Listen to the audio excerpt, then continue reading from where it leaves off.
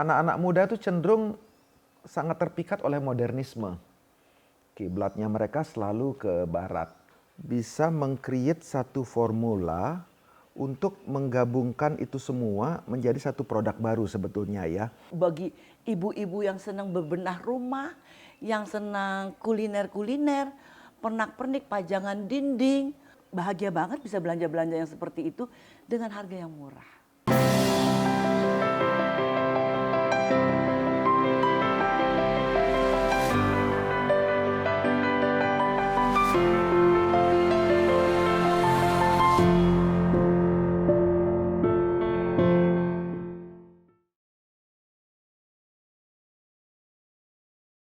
Hai sahabat Yeni Rahman, kali ini dengan rasa bangga saya akan memperkenalkan seorang arsitek yang berbasis Bali, tapi sudah melalang buana ke seluruh Nusantara, bahkan sampai ke luar negeri. Mas Popo, apa kabar? Baik Mbak Yeni, apa Terima kabar? kasih, saya udah dikasih waktu nih begini. Terima kasih untuk mampir. Saya ngikutin beberapa interviewnya Mas Popo di beberapa stasiun televisi maupun di beberapa YouTube yang dibuat yang lain. Rupanya Mas Popo ini udah terbiasa menerima tamu-tamu untuk interview, berbagi ilmu ya Mas Popo ya. Terutama Mas Popo ini luar biasa idealismenya, juga ingin selalu berbagi ilmu kepada generasi penerusnya Mas Popo. Kalau nggak salah gitu loh Mas Popo. Ya, sebanyak mungkin yang bisa kita lakukan yang bermanfaat untuk siapa saja. Oke, jadi pengen tahu nih, karena ini sangat mengagumi karya-karya Mas Popo, terutama di dalam ikut menjaga karakter budaya dari bangsa kita sendiri, terutama Bali ya Mas Popo.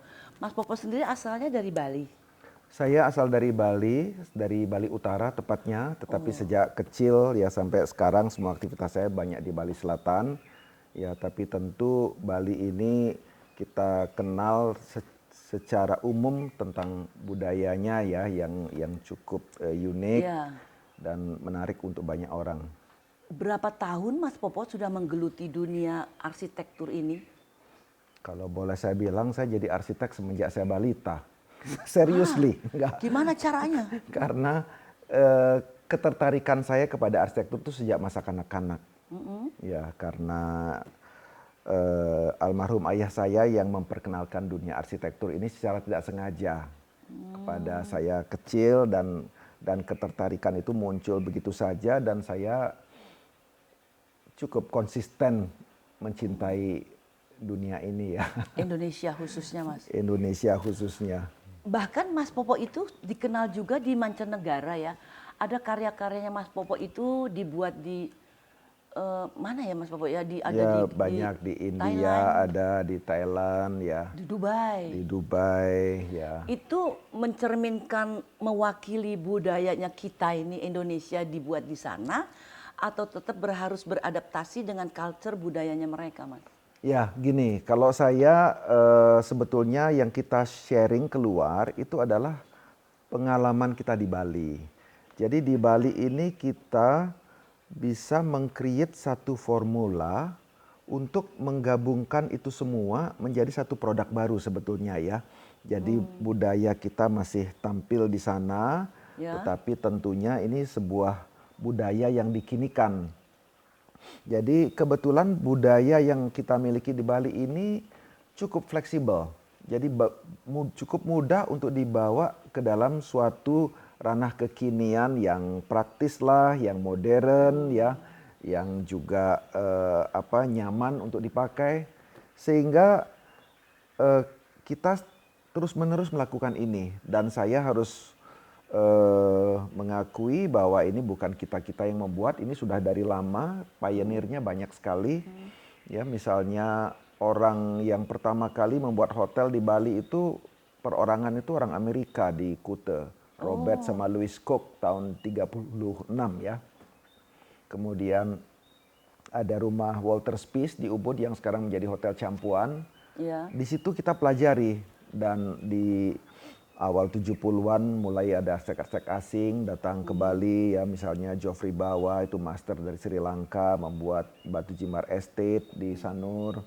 Kemudian ada Peter Muller di Oberoi yang sekarang di Seminyak itu, ya, dan arsitek-arsitek yang lain. Dan saya lihat pada saat mereka berkarya di Bali, mereka mengaplikasikan elemen-elemen budaya kita.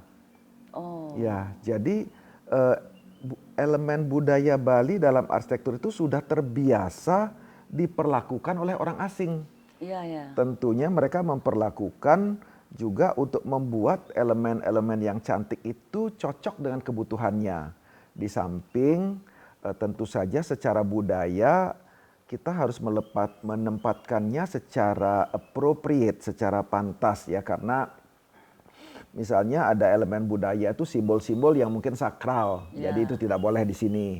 Yang boleh untuk arsitektur sehari-hari apa? Yang ini hanya untuk pura, untuk temple Ya. gitu misalnya ya. Jadi ini yang kita lakukan bertahun-tahun, berkali-kali ya, dengan diasah terus sehingga terbentuklah sebuah formula yang dipakai oleh teman-teman kita di Bali, tidak hanya saya, teman-teman kita yang lain juga pakai formula yang sama.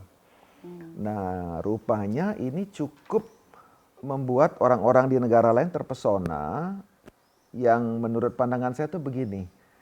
Di dunia arsitektur termasuk di Indonesia, mohon maaf kalau saya salah, anak-anak muda itu cenderung sangat terpikat oleh modernisme.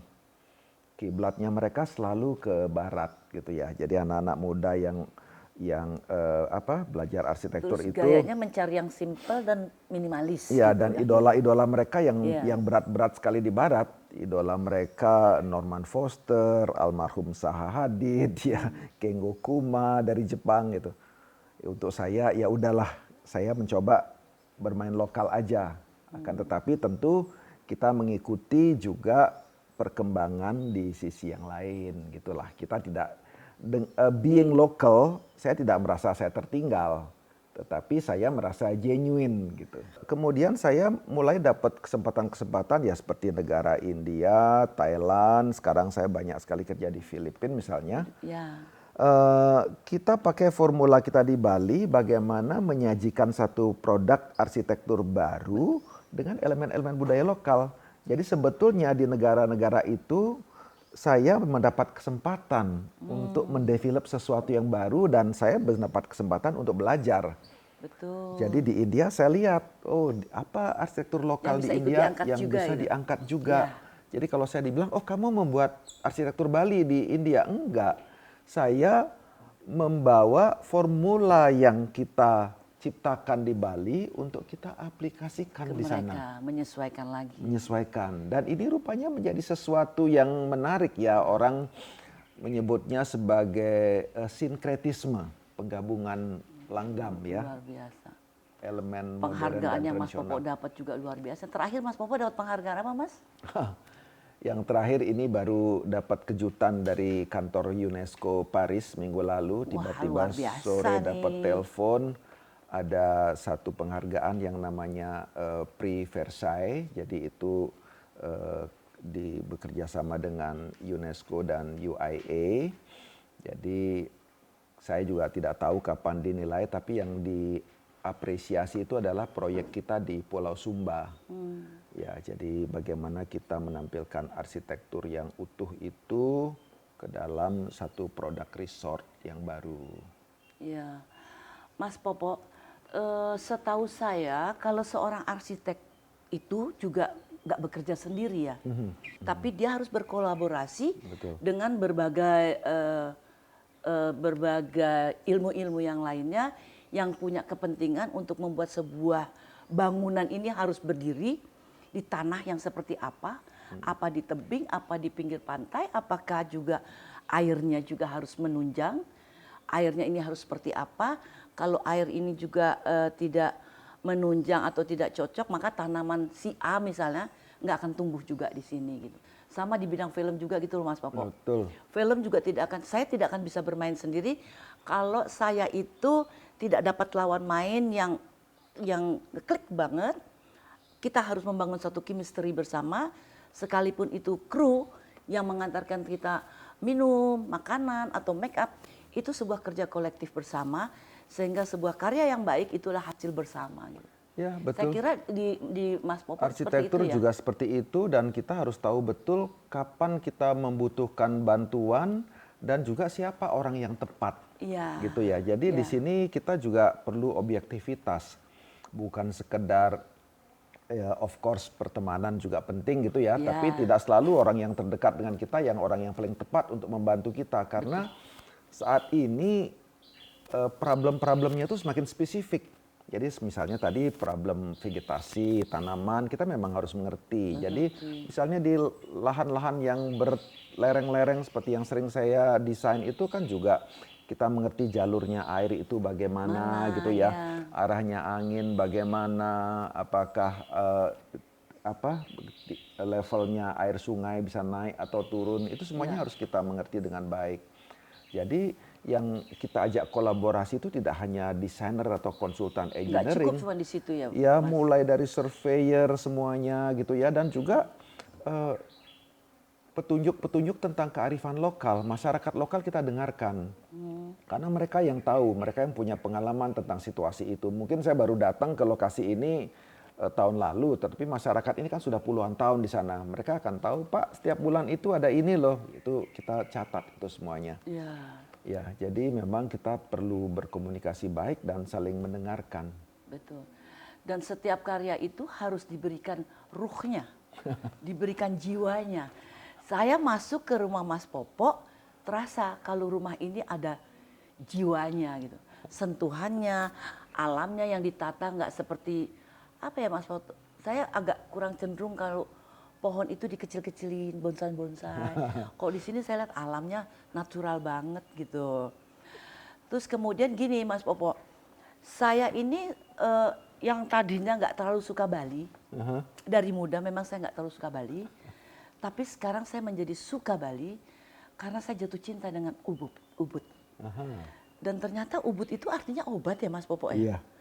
Pantas saya kalau Uban merasa kalau saya bahasa berada Bali. di ubud itu kok saya rasa nyaman, energinya dia berbeda, membawa satu kenyamanan di kita sehingga saya bisa berbulan-bulan tinggal di ubud loh Mas Popo.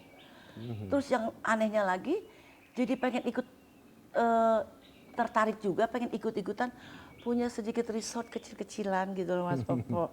Jadi saya membangun sebuah resort kecil, belajar Mas Popo, tapi tanpa arsitek nih. Yang penting ada konsultan bagaimana menjaga MEP-nya, bagaimana menjaga strukturnya. Itunya saya ini nggak ngerti. Tapi ini coba-coba gambar, maunya gini. Ya alhamdulillah justru di masa pandemi ini 8 bulan, ini belum datang ke sini. Jadi pekerjaannya cukup dengan video call. Meskipun kita prihatin Mas Popo, di masa pandemi ini kalau kita lihat Ubud sedih juga gitu loh. Sepi, toko-toko ada yang disewakan, ada yang dijual, restoran tutup. Ya mudah-mudahan ini nggak lepas juga dari kuasa Tuhan dan juga nggak lepas juga dari kreativitas tangan-tangan seperti Mas Popo untuk ikut membangkitkan kembali pariwisata kita yang mana memang salah satu Bali menjadi kebanggaan Indonesia gitu. Kalau menurut Mas Popo nih dampak pandeminya gimana sih Mas Popo supaya kita kembali new normal nih katanya. Ya, kalau kita mau mengeluh akan tidak pernah Selesai. selesai gitu ya. Jadi kita juga cari hikmah-hikmah yang baik di balik pandemik ini ya. Dan saya sendiri juga harus mengakui bahwa kita mungkin juga tidak sesiap itu untuk mengoperasikan Bali seperti yang sibuk banget sampai tahun lalu itu gitu ya. Karena apa? Karena untuk kami orang Bali ini banyak sekali yang tidak terduga. Kita cukup shock juga sebagai orang Bali melihat perkembangan yang begitu cepat ya. Tiba-tiba tahun lalu kita lihat sawah sudah ada bangunan banyak di sini juga ya. Misalnya mulai dari kapan dari Kute pindah ke Legian, pindah ke Seminyak, sekarang pindah ke Canggu. Itu prosesnya cepat sekali dan yang namanya Ubud ini sekarang kan dari Sentral Ubud sudah ke Kedewatan, ke Payangan dan sampai ujung-ujung utara gitu. Rasanya kok kita diminta untuk melakukan jeda dan berpikir kembali. Ya mudah-mudahan artinya Introspeksi diri kali ya Mas Popo. introspeksi diri, orang Bali bilang mulat sarire. Jadi kita semuanya ayo berpikir lagi. apa yang baik ya. Dan selama ini kamu apakan bumi ini gitu ya, ya Pak? dan Mas? kalau saya lihat begini juga ya, kita tidak apa-apa, kita prihatin semuanya, saya juga termasuk. Tetapi misalnya bagaimana kita menata perekonomian Bali dengan baik dan juga selaras dengan semuanya. Karena apa? Misalnya kalau saya datang dari keluarga petani dulu. Dan Bali pada saat hidup dari pertanian ya pastilah dulu settingnya juga jauh lebih sederhana, kita baik-baik saja. Tetapi pada saat kita dengan pariwisata, seberapa yang etalase keren itu yang real, seberapa yang semu. Ya karena di balik kemakmuran dan glamorusnya Bali ini juga yang cukup banyak terjadi itu kan jual beli tanah, Betul. orang masuk dari mana-mana tidak terkontrol ya. Tentunya ini bahasa cantiknya tuh investasi yang harus kita terima. Saya juga bukan orang yang anti. Kalau orang datang ke Bali membawa uang diinvestasikan itu good news buat Silakan saya. aja. Karena ini adalah kesempatan untuk kita mengenerate ekonomi kita secara baik. Akan tetapi apakah kita memang benar sesiap itu? Iya.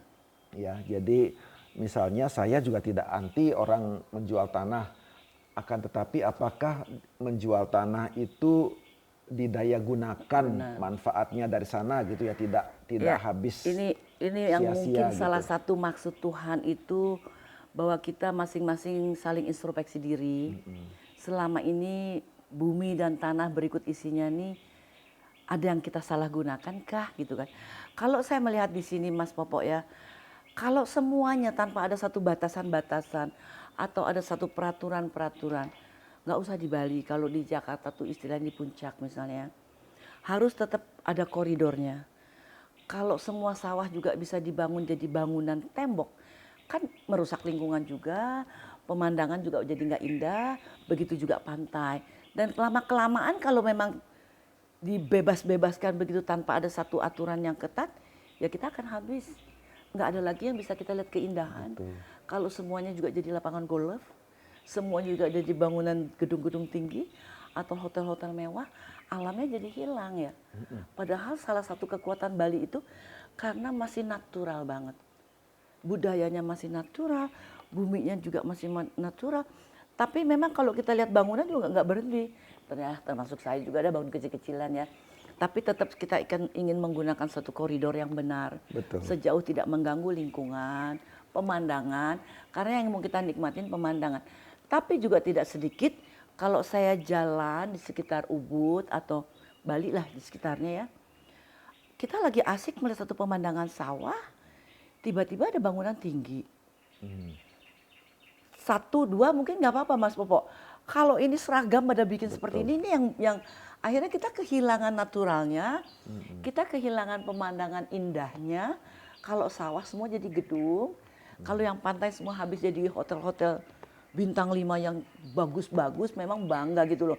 Bahwa kalau kita melihat hotel mewah bintang 5, enggak cuma di Dubai atau di Abu Dhabi atau di Jeddah, tapi Bali juga ada. Tapi ini yang mungkin saya anggap nih Mas Popo secara pribadi, ya tetap harus dengan aturannya Mas Popo ya. Supaya kita alamnya nggak habis gitu loh. Mestinya ya regulasi harus dikedepankan ya, pada prinsipnya semua karunia dari Tuhan ini mestinya bisa kita manfaatkan, akan tetapi ada takarannya juga gitu ya. Cuma kita memang sebagai manusia suka kebablasan lah. Kita sering mengambil lebih dari yang kita butuhkan gitu ya. Jadi ya semoga kedepannya ini menyadarkan semua pihak ya. Jadi warga lokal semuanya sadar ya, sekarang yang hidupnya tergantung pariwisata. Jadi ternyata pada saat pariwisata ada masalah, saya masih bisa berkebun di kampung dan masih bisa hidup gitu ya.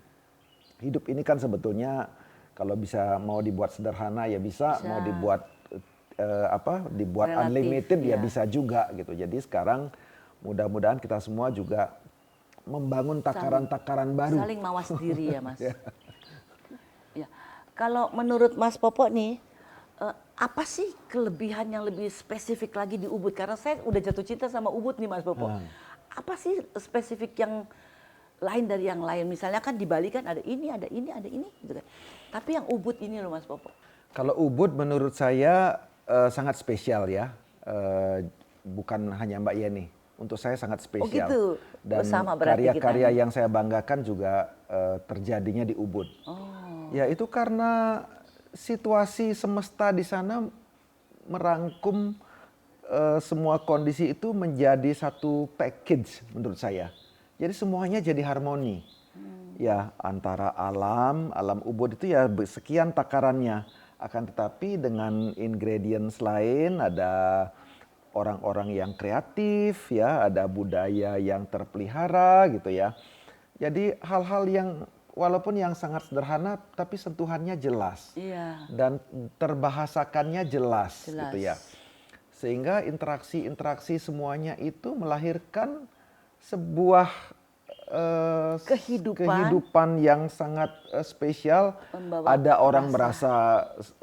merasakan suasana yang spiritual, Iya. suasana yang magis, suasana keheningan ya. Ada semua. Semuanya ada, makanya Ubud itu kan satu tempat yang elemen-elemen itu terjadi dan hidup dengan baik ya. Orang-orang yang suka meditasi ada di Yoga sana, ya. orang-orang yang suka kuliner, Ya. kalau art and culture nggak usah kita bahas lagi ya, itu memang benar-benar pusatnya. Ya jadi semuanya terjadi dan semuanya orang mencintai dan saya belum pernah mendengar orang yang tidak mau datang lagi ke Ubud. Betul. Ya, yang saya dengar orang saya ingin datang dan datang lagi. Betul. Dan para ekspatriat itu sudah menetap di Ubud sejak permulaan abad ke-20 ya. Kalau kita lihat tracknya teman-teman lama itu ya Colin McVie, Charlie Chaplin bahkan. Selain Walter Spies ada zamannya Rudolf Bonnet. Sampai Antonio Blanco, itu dari generasi ke generasi banyak sekali, saya hanya menyebutkan beberapa. Betul. Panjang sekali daftarnya. Ini khususnya nih ya yang saya rasakan ya Mas Popo. Bagi sahabat-sahabat Yeni nih misalnya yang suka kuliner, saya lebih mendapatkan itu di daerah Ubud daripada misalnya di Denpasarnya gitu loh. Dan harganya relatif nggak terlalu mahal gitu. Kuliner-kuliner misalnya kerajinan-kerajinan ini di Ubud juga yang kita rasakan, dia tidak menutup kemungkinan juga itu akan datang dari daerah lain gitu loh, Mas Popo. Jadi begitu menyatu, ikut mempromosikan hasil kuliner-kuliner, apakah dari Jawa, dari Jepara, ini ukir-ukiran kayu. Dan saya lihat Mas Popo ini pencinta kayu banget ini.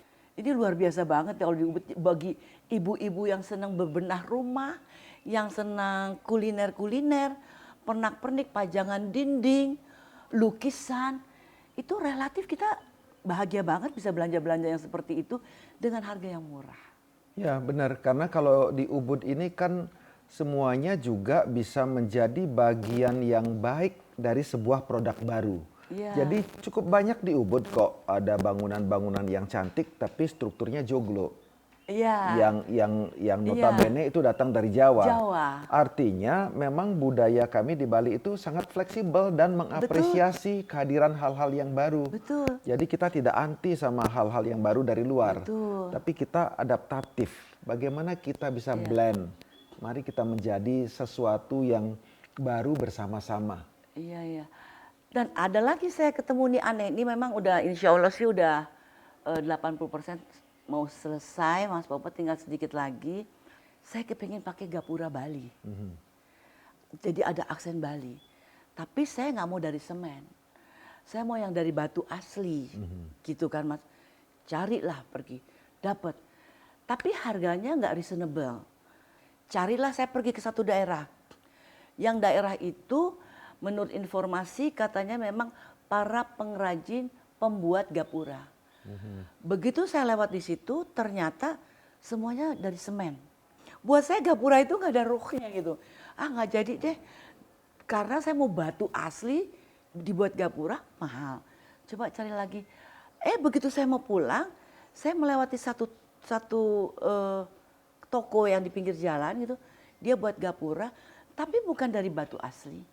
Tapi dari tanah liat yang agak kekuning-kuningan. Yeah. Dan harganya relatif murah, malah itu lebih cocok di tempat saya. murah meriah istilahnya. Dan saya suka, saya tanya sama si pembuatnya, ini dari apa? Rupanya ini salah satu kerajinan dari peninggalan Belanda, Mas Popo. Memang kalau di Bali, terutama di Ubud itu karena kalau kita orang Bali kan bisanya menggarap ini dengan pakem kita, dengan mindset kita. Tiba-tiba datang orang bule ya, seperti orang Belanda tadi misalnya, orang Bali bilang ini bukan untuk itu, tapi kenapa saya tidak mencoba? Kalau orang Bali yang melakukan itu, udah dimarahin dia sama orang tuanya. Aneh-aneh gitu ya. Tapi orang bule bereksperimen, tiba-tiba jadi bagus. Lama-lama diapresiasi. Dan hal yang seperti ini banyak sekali terjadi di Ubud. Di Ubud. Ya pertama karena mereka cinta aja, mereka diam di sana kan tentu orang tidak sebanyak-banyaknya punya uang, mereka juga akhirnya bosan untuk diam aja, akhirnya beraktivitas lah. Keluarlah ide-ide kreatif dan mereka tahu bahwa orang Bali bisa membantu untuk mewujudkan itu.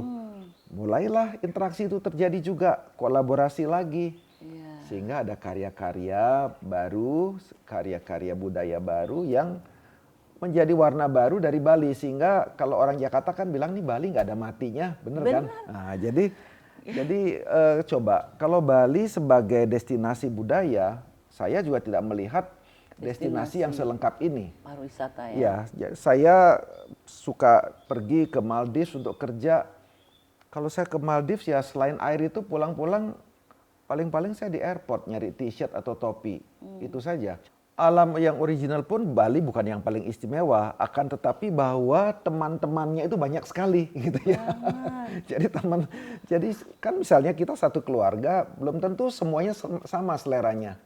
Ya saya banyak sekali teman yang datang ke Bali satu keluarga, anaknya kemana, orang tuanya kemana, mereka punya teman di mana. Jadi ini yang membuat semuanya jadi colorful. Ya bagus malahnya. Kira-kira ada pesan-pesan yang mau disampaikan nggak untuk sahabat Yeni Rahman nih Mas Popo? Saya sangat mengapresiasi Mbak Yeni melakukan talk ini tentang Bali. Dan saya setuju bahwa ini sebuah permulaan menurut saya. Karena kalau ini kan semuanya kita kita improvisasi, tidak ada perencanaan, terjadi aja percakapan. Kalau kita akan rapikan buat structure itu episodenya banyak sekali. Betul. Bali tentang apa? Tentang surfing aja bisa cerita 3 hari. Betul. Ya, tentang kuliner bisa cerita 5 hari kita.